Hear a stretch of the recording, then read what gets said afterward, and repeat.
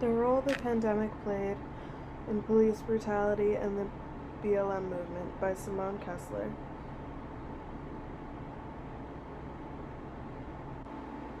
My thesis for this paper is the pandemic of COVID-19 instilled fear in everyone, and through this fear brought about awareness on a topic that has been prevalent throughout the history of the United States.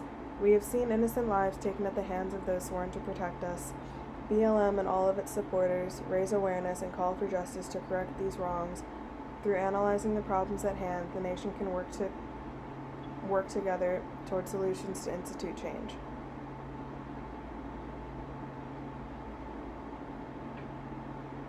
My main claims I'm going to address are: what is police brutality, why have we seen it so much in 2020 to 2021, and what are my solutions? There needs to be more structure along with a different approach to policing, better ways to root out corrupt cops, and harsher punishment for bad policing. Funding instead needs to be redirected from other places in policing and police training towards social working training, consistent psychiatric evaluations to see if they are fit to be in the field, unbiased from previous cases. Also providing an emphasis on the importance and use of de-escalation tactics and harsher punishment for unjustified or excessive use of force and weapons, while also completely getting rid of qualified immunity for police officers, among other rules in the Police Bill of Rights. This includes the wait time before being able to investigate an officer accused of misconduct, and also who gets to investigate them.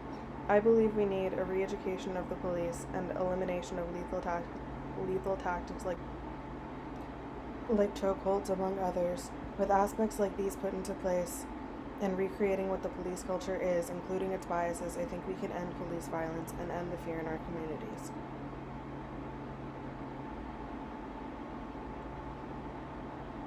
BLM now needs what civil rights had then.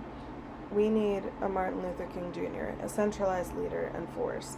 Now, as disorganized as the BLM's current leadership is, they are making massive gains in raising awareness for the betterment of black and brown people everywhere. From protests to legislation to just raising awareness overall. Police brutality is everywhere and affects every race, but there is a large disparity by population size at which black and brown people are being killed compared to their white counterparts. Did you know that black people are 2.5 times more likely to be shot by police when it comes down to an arrest, and they're also 1.5 times more likely to be unarmed at the time of the incident compared to their white counterparts. Police brutality is anything from excessive use of force or violence to just abuse of power. It can be verbal, it can be physical, it can be anything. Throughout the protests and riots, we saw it all too clearly. Whether it was riot squads shooting tear gas and rubber bullets at the faces of protesters who were there peacefully, or an SUV full of police officers driving through a crowd, or this man being shoved to the ground while just trying to pass through and dying later. So many people have died during the riots due to police brutality and police excessive use of force, but it was never taken seriously. With legislation that we're seeing in Maryland is a step in the right direction. These are my thoughts at this moment, as with time they may change.